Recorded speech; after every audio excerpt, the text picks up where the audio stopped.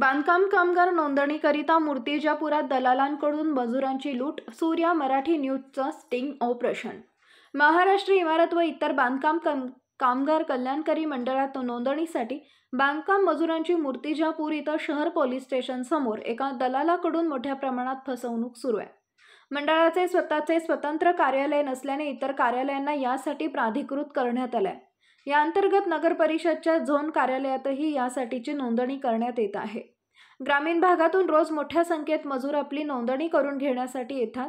मात्र त्यांना नोंदणीची फाईल करून देण्याचे चक्क 1000 ते 1500 रुपये लागतात असं सांगितलं जात आहे.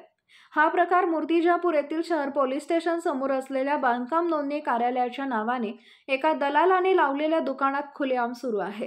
कुठल्याही मजुराकडून अर्ज व अधिकाऱ्यांनी प्रमाणपत्र देण्यासाठी शुल्क आकारू नये असं आवाहन मंडळातर्फे करण्यात आलं असलं तरी देखील अशिक्षित गोरगरीब मजुरांकडून हे दलाल 1000 ते 1500 रुपये घेत लूट करत असल्याचा धक्कादायक प्रकार आमच्या सूर्या मराठी न्यूज या वृत्तवाहिनीनं केलेल्या स्टिंग ऑपरेशनमध्ये समोर आलाय.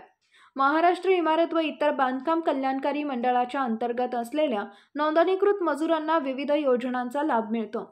यासाठी शैक्षणिक व सामाजिक लाभ, कुटुंबातील लग्न, गरोदर महिला, नैसर्गिक मृत्यू, अपघाती मृत्यू, मजुरांना अवजारे, साहित्य खरेदी तसेच विविध योजनांसाठी ही नोंदणी बंधनकारक असते. यासाठी अर्ज मोफत आहे. 5 वर्षातून एकदाच 85 रुपये शुल्क नोंदणी भरावी लागते.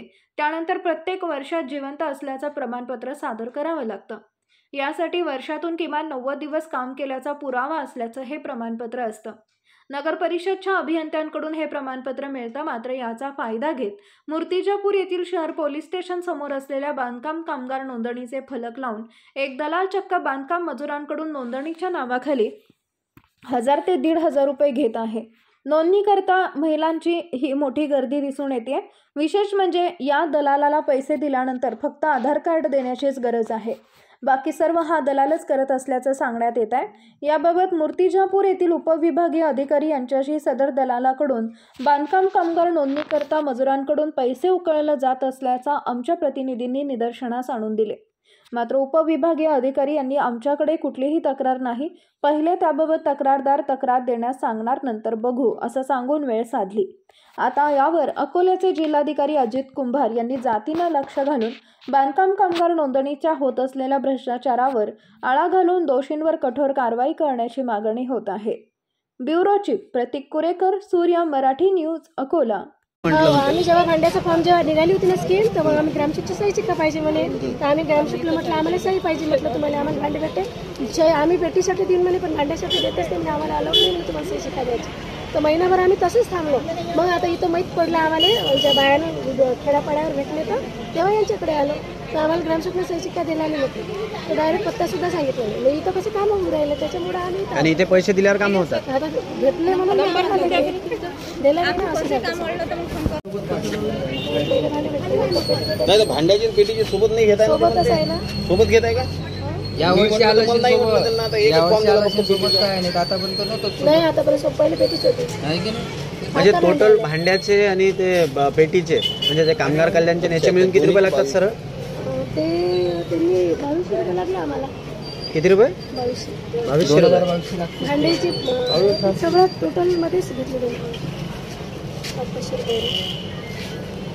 त्या 2200 मध्ये काय काय आलं? भांडे आले ना सगळे, किचन सेट पूर्ण आला. आता पेटी याची राहिली. अच्छा, मग तुम्हाला बाकीचे कागदपत्र इथे द्यायची गरज नाही? काहीच नाही, काहीच नाही लागत.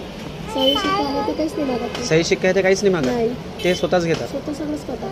2200 रुपये दिले ते. अच्छा, तुम्ही कुठून आले? धोत्रा शिंदे. काय नाव आहे? कल्पना पाटील. काहीला घ्या आता.